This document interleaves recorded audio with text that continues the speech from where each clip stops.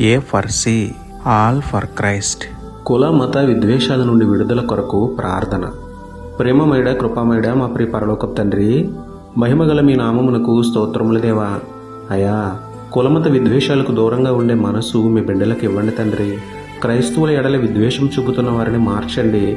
ద్వేషించే వారిని సైతం దీవించే క్రీస్తు మనస్సు మాకు అనుగ్రహించండి తండ్రి. కులం పేరిట తక్కువగా చూడకుండా, మతం పేరిట వేరుగా చూడకుండా అందరినీ ప్రేమించే మంచి మనస్సు మాలో పుట్టించండి ప్రభువా.